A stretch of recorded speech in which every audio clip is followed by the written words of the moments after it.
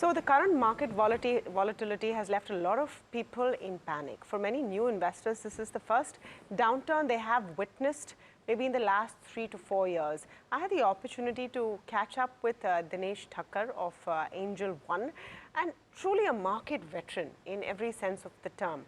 He's witnessed turbulence, ups and downs, and all of those passages of time as far as the market is concerned. Listen in to his insights on how investors can navigate the current volatility.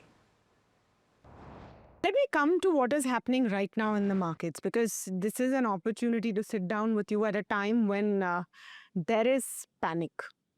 There's no other word. There is panic, there is fear. There are a lot of people whose entire wealth, value, and sometimes careers are at stake. What is your advice to them? Because you've seen so many of these cycles, and the fear is that this is something which will last long. How are you looking at it? I always look at fundamentals. Has fundamentally anything changed? Are we expecting India growing at a lesser rate than 6.5 or 7? No, I don't think today we are talking about that. So whatever kind of like fundamental indicators are there, which are basic engine for stock price growth, are there. What was there? There was a froth because of excess liquidity, which has gone out. In fact, we are reverse of that. Now FIs selling and retail not being as active in this month. So you will see repercussion of that. And there is an opportunity to enter the market at a good valuation. This is an opportunity to buy good blue chip stocks. For retail investor, I would say, see, they don't have an expertise to select blue chip stocks. So for them, it is good to go and buy index stocks, index funds, ETFs, which gives them a good exposure on this economy.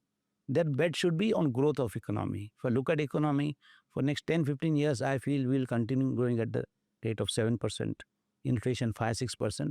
Still, market has a potential to give you a CAGR of around 14 to 15%. What is the right point? It is very difficult for retail to understand what is the right point. They should get an average price. That's the reason SIP is the right way for them to invest. For me, I would say advice to retail would be start your SIP if you haven't started. If you have started, continue with this. It is not that a price at the top or price at the bottom. Average price is important. From there, compounding is important, which is going to happen. So take a call on whether my economy, India's economy is going to grow at a lesser rate. Nobody is having concern on that. So I feel the story of compounding of 14-15% is there. And people like our population is quite huge. If you see, look at our kind of median age, it is 28, 29. So people have still like 30 years of career. And they should think about how do we compound our wealth and which is the right asset class. Simplest, easiest, and most profitable asset class would be equity. It's very simple to enter and exit this. So if you at 28, 29 right now had this opportunity, what would you do to make the most of it? See, I, being entrepreneur, would start something, my business of my own.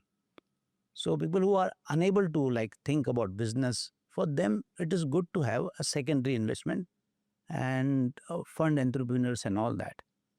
That is how they would be able to get a good kind of return and a good satisfaction. Do your job, put your excess money in this equity, which is going to give you good compounding. People like us who believe in starting their business, it's a great opportunity to start business. Because if we look at India next 15 to 20 years, we talk about Viksit Bharat 2047, we are going to see this population at a median age of around 40. That is where they would be having a serious money and they would be having a serious kind of investable surplus.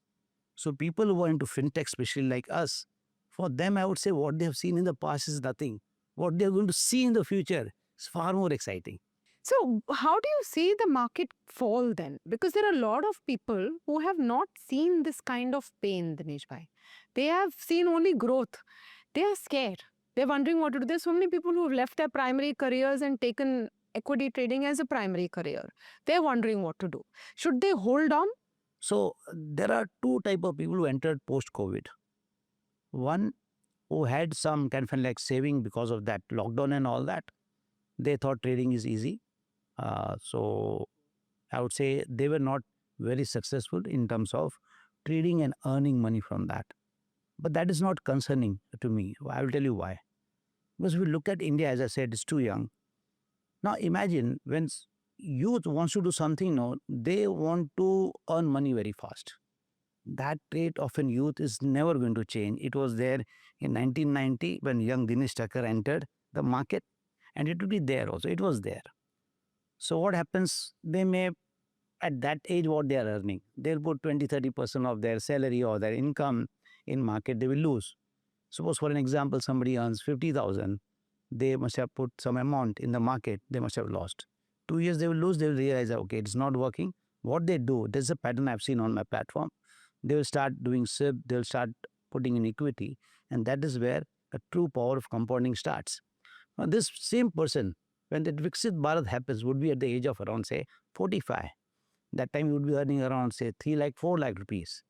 And he continuously invests 20% of his salary in the market, he will be having an asset of around 7 to 8 crores. So that is what I am seeing. These people who entered, they might not have earned a good money, but they got a good exposure to equity. They understood equity very well.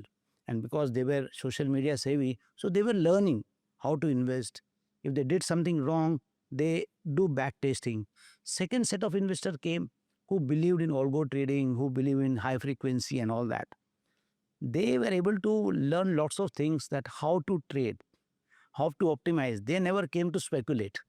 They came with a clear thought process that I am putting capital, I want 20% return, I want 30%. In those days, they got 70-80% return also. But today also they are satisfied earning 20-25%. So those set of traders are professional traders. They'll stay in the market, they'll stay in equity. Even after what SEBI is doing? Yeah, definitely. Because today also it is lucrative.